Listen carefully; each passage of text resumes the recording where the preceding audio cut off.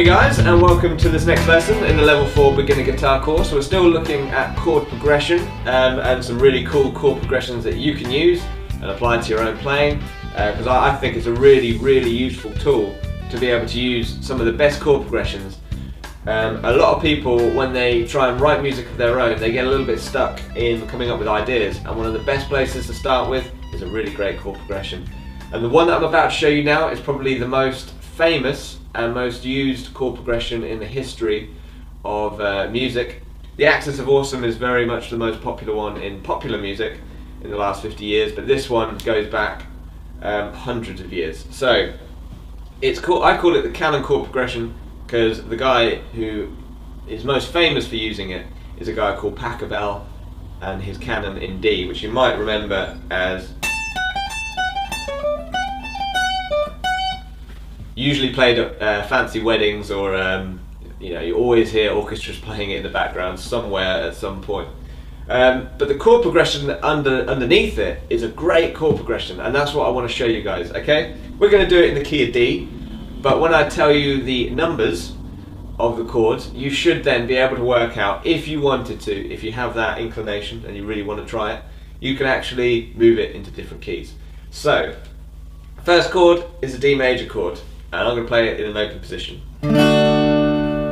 Should just say we're going to learn the chord progression first, then I'm going to show you some funky things that you can do with the chord progression if you're ever struggling with some ideas. First chord, D major. Going to A major. The next chord is a B minor, so it is a bar chord. I'm sorry about that, sorry about your fingers, but you're going to have to play a B minor bar chord.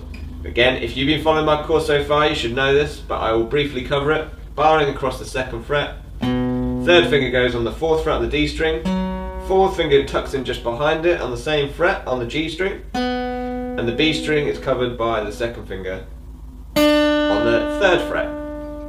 Full bar chord, 5 strings. That's the 3rd chord, 4/11, going to F sharp minor. Again, it's a bar across the 2nd fret, 3rd finger on the 4th, 4th finger on the 4th on the A and the D strings. 4 of them.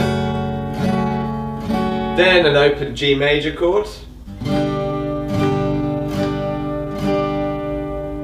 It's quite a long chord progression, this one. After the G major chord progression, G major chord, we're going to a D major, so you're back to the first chord, but it's not finished.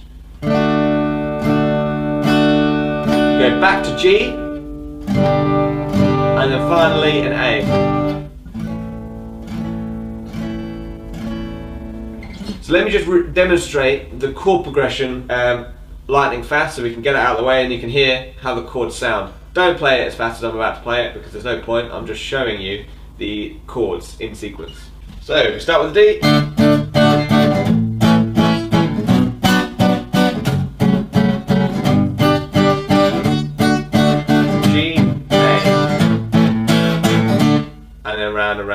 Round and round you can go. So that, guys, is the Pachelbel Canon chord progression, and I now just want to show you a couple of funky things you can do with it, and then I'm going to tell you the numbers of these chords so that you can work it out in different keys. So let's start with some funky things you can do. The great thing about this chord progression is that you can use pretty much any part of it, and as long as you stick to the framework, it's going to sound pretty good. You don't have to start on the D major chord for it to sound any good. You could choose the middle of the chord progression. So next time you are struggling with an idea and you think, oh, what chords could I play? Think, well, the Pachelbel Canon works. Why don't I take the 3 middle chords and then maybe use that for a bridge in a song? Loads of other songwriters use it, so let's give it a go. The 3rd chord is a B minor. The 4th chord was an F sharp minor. And the 5th chord was a G. There's a new bridge. I'm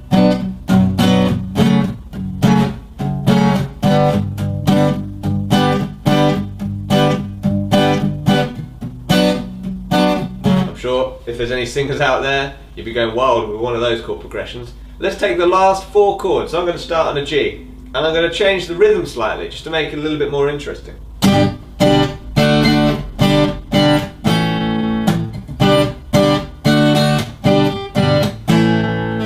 was me using the last 4 chords and cycling that round instead of the whole chord progression. You can see it sounds pretty good.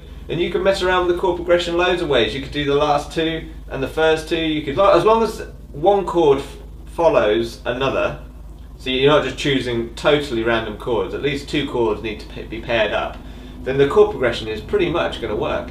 And I'll be interested to see what kind of chord progressions you guys can come up with. Leave a video response, and if you do, I'll put it on with this video and we can all have a look and all give you some feedback, because there's plenty of people watching these videos now, and I'm hoping that you can give each other feedback and support each other and, you know, help each other learn. If not, head to the forum and post up a comment with a link to your video and we'll all have a look. That, guys, is the famous Canon In D. Final thing, you need to know the numbers obviously of these chords so you can work it out. It was in the key of D, so if you do know any scales you might want to play D major.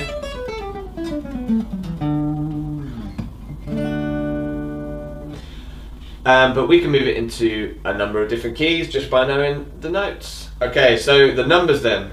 First chord is the 1. It's a 1 chord going to a 5 chord. Now if this means nothing to you, by the way, as I'm saying this, if you check a lesson 2 lessons back in this series, I cover how to work out songs and move them into different keys. Really useful skill, so do make sure you check out that video if you're following this. So we've got 1 5. After the 5 it's the 6th chord, which is a minor. Then it's going to a 4, that's the G, back to the 1, which is the D. Then we've got the 4 again, and a 5. You can then shift that into any key. So if we just take, for example, the first 3 chords. If I wanted it in the key of A, I'd take A as my first note, and then I'm going to count up, how am I going to count up? 5. 2, 3, 4, 5, following the whole step pattern. So I've got A to D, A to E.